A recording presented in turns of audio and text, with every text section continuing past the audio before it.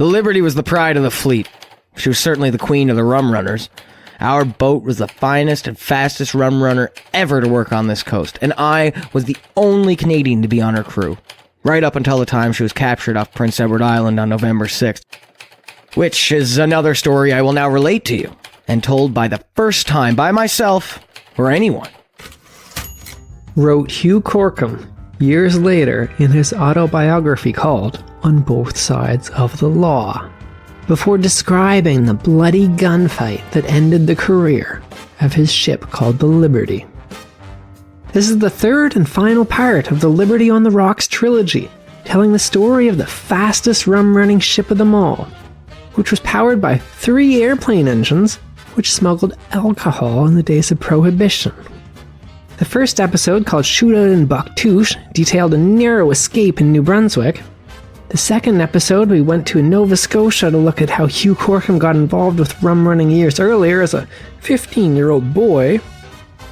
And today, we're going to PEI for the dramatic conclusion to the Liberty on the Rocks trilogy, captured in Charlottetown. You're listening to Backyard History, the hidden stories that happened in your own backyard, the podcast version of the weekly history column running in newspapers across the Maritimes, with your host and author, Andrew McLean.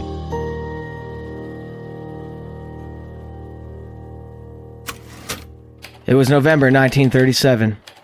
The nights were getting longer, which gave us more darkness to work with and comparative safety. We were off the bench at Prince Edward Island, and we received orders to proceed to a drop near Alberton with 300 kegs of rum. It was a nice easy drop, no risks involved, so we did not anticipate any problems. The wind was blowing very hard off the shore, which always made us feel more at ease. It meant the noise from our loud aeroplane engines and from our unloading procedures couldn't be carried toward the shore. We were very efficient, except Captain Dukas, who became helpless when work was involved. We finished unloading and proceeded out past the headlands. It was smooth going. Daylight was breaking. All was fine. All was not fine, though.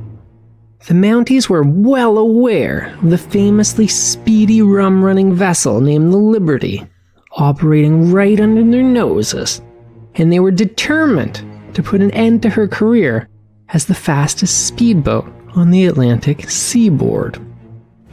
An RCMP police report from 1937 says, "The motorboat Liberty, which was built in the United States, registered in Saint-Pierre-Miquelon, and equipped with 3 Liberty engines, 450 horsepower each, was very active off the coast of Cape Breton, Prince Edward Island, and New Brunswick. As this is a very speedy boat, our patrol cruisers found it very difficult to intercept this boat when making landings of contraband." In the early days of Prohibition, life had been easy for the rum runners. Policing was either done by overworked local police or by customs officials who were so deeply corrupt in the Maritimes it caused a political scandal so bad it brought down a federal government and triggered a national election in Canada. All those days were long over, though. There was a new sheriff in town now, the Mounties. They'd managed to acquire quite the famous American pop culture slogan for themselves, too. The Mounties always get their man.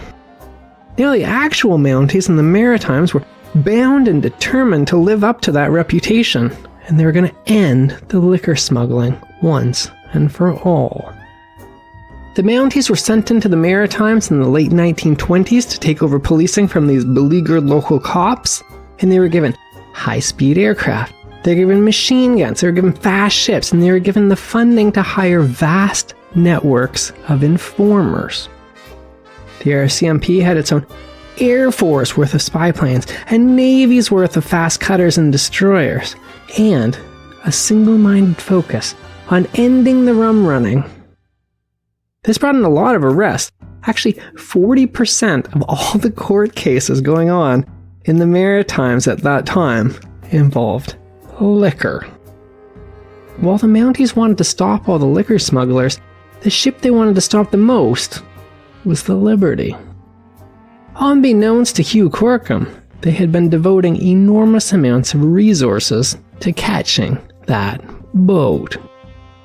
That 1937 RCMP report declared, While the motorboat Liberty was active off our coast, I had as many as 20 men on duty on the North Shore, and she took up our time and attention for almost 2 months.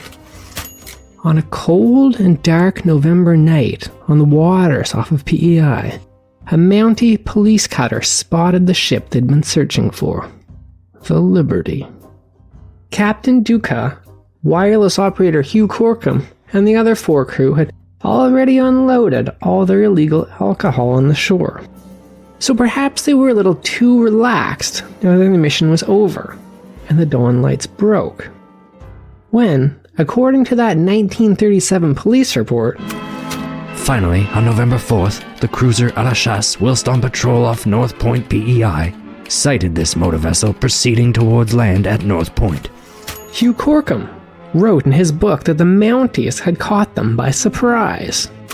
To our great amazement, coming around North Point was the cutter A La Chasse, approaching us at full speed. She was about 1,000 yards from us. The master of the cruiser A La Chasse hoisted the signal OL. Flags were hoisted, ordering us to heave to. The Liberty immediately changed her course and headed out to sea. We immediately altered our course 90 degrees, full speed ahead. Although we were empty, we did not want them to board us. The A La Chasse gave chase at full speed. They obviously thought they had a victim in their clutches. The crew of the A La Chasse opened fire on the Liberty. They fired rifle shots, heavy artillery at us indiscriminately. They threw everything at us but the galley stove. But this motorboat in a very short time outdistanced the A La Chasse. We knew we could outrun the cutter. We ran at full speed for a while to put more between us, and in a short time, the A La Chasse was out of sight behind us. And with that interlude of excitement behind us, we slowed and proceeded to meet our mothership, the Nashwauk. Her position was 30 or 40 miles south of the Magdalen Islands. We talked over our close call and said that in the future, when leaving a drop, we would get outside the limits by the most direct route. However, little did the crew of the Liberty know that there would never be another future drop. The Mounties hadn't given up, and were still hunting them. The pursuit was continued by the cruiser A La Chasse, but lost sight of the Liberty towards evening. The search was continued, and finally, on November 6th, the Liberty was sighted tied up alongside the motor vessel Nashwauk at a position 16 miles southeast of Entry Island, Magdalen Islands.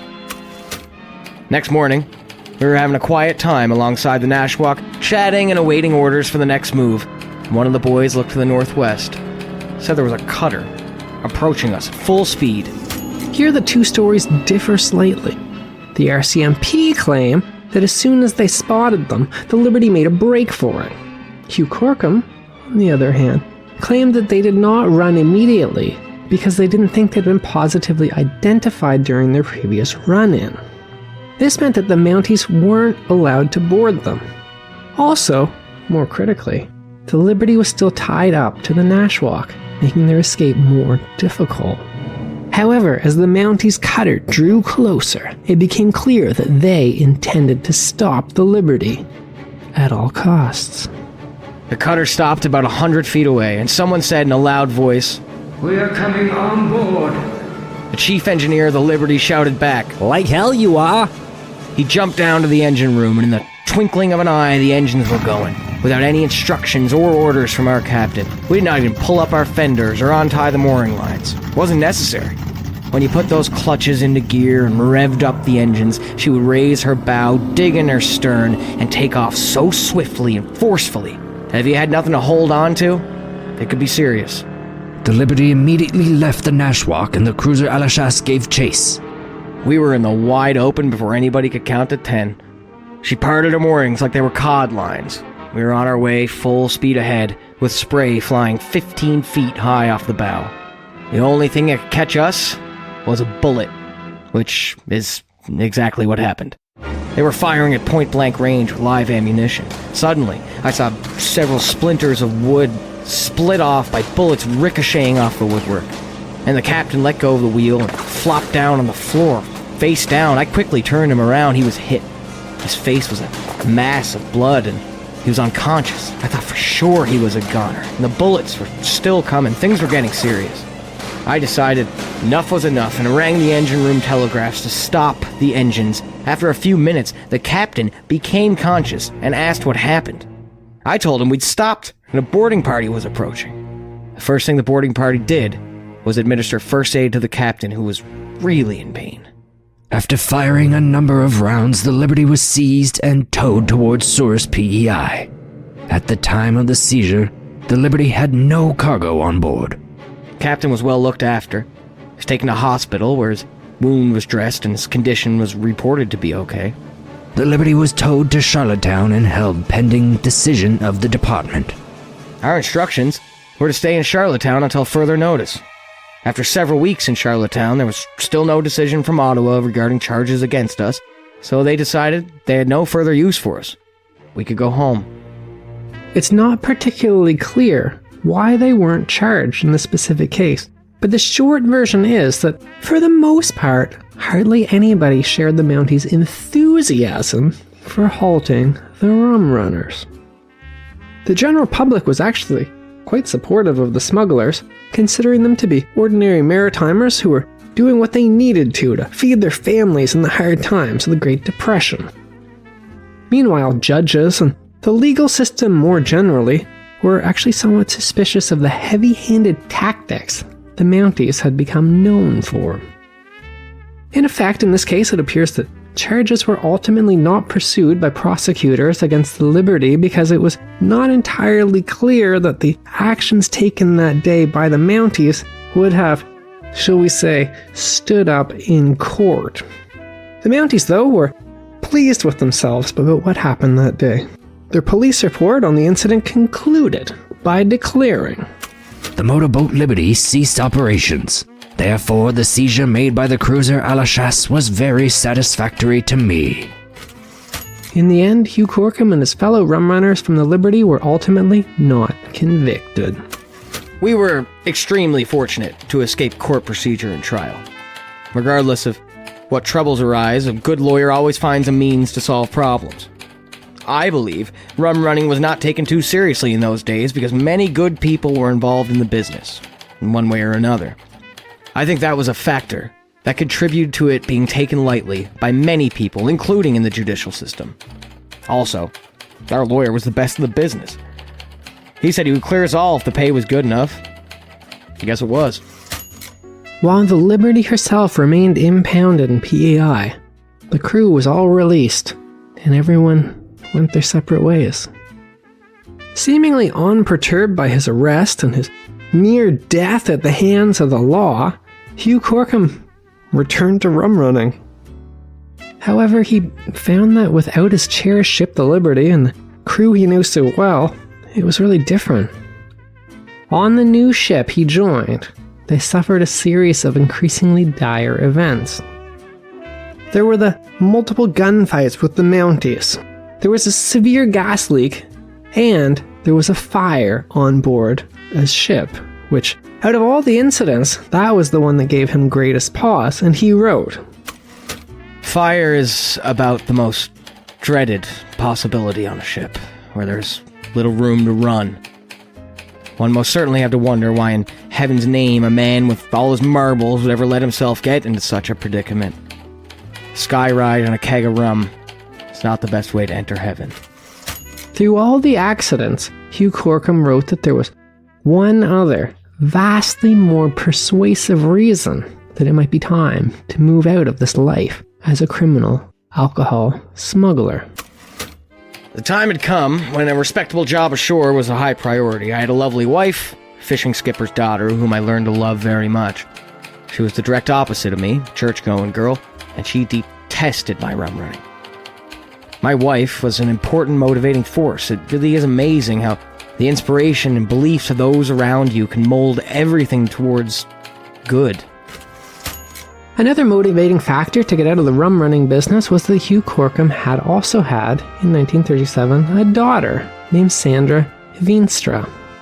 Sandra is today 86 years young, and she helped out with the research for this story about her father. As a child, Hugh Corkum had always been fascinated with the police. This was because his father's best friend when he was growing up was Lunenburg's chief of police. When he was a little boy, he would try and hang out with the police officers. He would try and listen in on their conversations. He'd always wanted to grow up, ironically enough, considering his career path, he'd always wanted to grow up to be a police officer. Despite his life taking him in a different direction, in fact the exact opposite direction of police work, seeing how as he actually grew up to be a renowned criminal, Hugh Corkum had actually always been liked by the by then aging chief of police of Lunenburg. Despite being a well-known rum runner, Hugh would stop by and visit the old chief of police whenever he went home to visit his family and wife in Lunenburg. He was a good man, respected by all citizens. Whenever I was home in Lunenburg, I made it a point to have a yarn with him, especially on Sunday afternoons when things were quiet around town. Yearning to get out of the liquor smuggling game, Hugh Corkum decided to ask this old chief of police about getting a job as a cop. I told the chief of police a job ashore was a priority for me. I had heard a new policeman would soon be needed. He told me to put in an application if I was sure I would like police work. He warned me it was a hell of a job to be a policeman in your own hometown, but if I really wanted to give it a try, he would do all he could to help me when a position became available. Obviously, the chief of police knew Hugh Corkum had been involved in illegal smuggling. However, he doesn't seem to have held it against him. Much like how the judges in Charlottetown had been at least vaguely sympathetic towards the crew of the Liberty and they let them go, many other Maritimers also didn't really hold their activities against them. For example, according to a 1938 government report by M.H. Vernon, Maritimers all down the scale of position, education, and social order who look upon the smuggling of rum as a right, a sort of glorified sport, and as a seal of good fellowship. which seems to explain the warm reception that Hugh Corkum received when he personally delivered his application to become a police officer to Lunenburg's elites, some of who he actually probably delivered alcohol to in the past. My application was delivered to the town office, and I made a personal visit to the mayor and councilors. I pushed pretty hard, told them my ambition to become the next chief of police of Lunenburg. Several of the councilors I visited expressed satisfaction with my candid approach. After several weeks, I received an official letter from the town office dated February 11th, 1939, notifying me that the job of night watchman was mine at a salary of $65 a month. Hugh Corkum would go on to become the chief of police of Lunenburg for several decades. Hugh Corkum, voiced by Jordan Batstone. That was Backyard History with your host, Andrew McLean. Thanks for listening, and stay tuned for another hidden story that happened in your own backyard.